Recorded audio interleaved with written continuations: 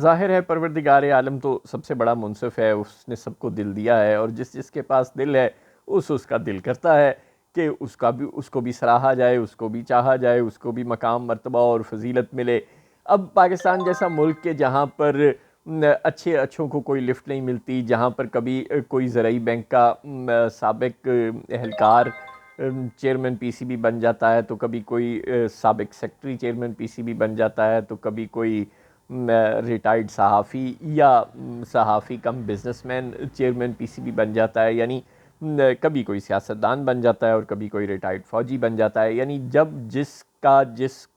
حکمران کا اپنے جس چمچے کو نوازنے کو جی چاہتا ہے وہ اس کو چیئرمین پی سی بی بنا دیتا ہے۔ ہاں، اگر حسن اتفاق سے وزیر اعظم ہی کوئی کھلاڑی بن جائے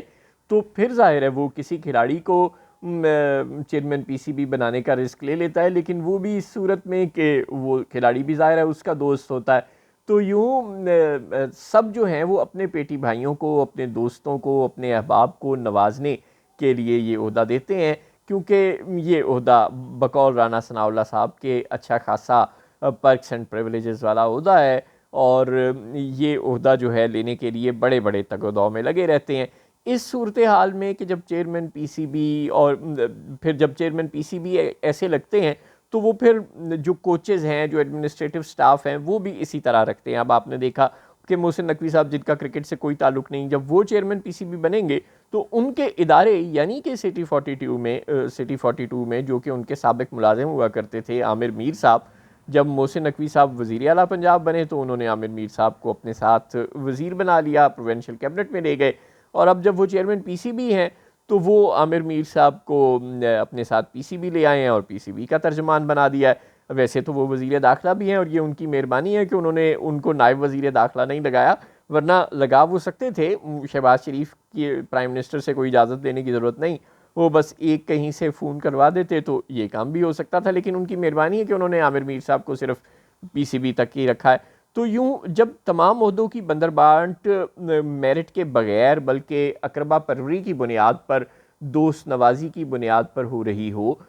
تو پھر عمر اکمل جیسے احباب کا شکوہ بنتا نہیں۔ جب پاکستان میں جاوید میاں داد اور وسیم اکرم اور وقار یونس اور بہت بڑے بڑے پلیئر، بہت اچھے پلیئر جن کا بہرحال ایک نام مقام ہے، مصباح الحق، یونس خان، محمد یونس، بڑے بہترین پلیئر، بڑے شاندار کیریئر والے پلیئر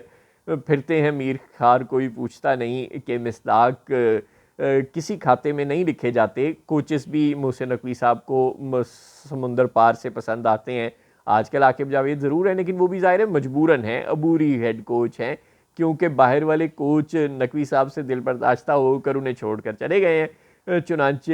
اب آج کل وہ لوکل کوچ پر ضرور اکتفا کر رہے ہیں، لیکن وہ بھی ظاہر ہے مجبوراً کر رہے ہیں، اصل میں تو انہوں نے کوچ ایونچولی باہر سے ہی ہائر کرنا ہے۔ تو جب کوچ سلیکشن کمیٹی کے ممبران اور پی سی بی کے چیئرمین سب کے سب ہی سفارش کی بنیاد پر، اقربا پروری کی بنیاد پر، دوست نوازی کی بنیاد پر،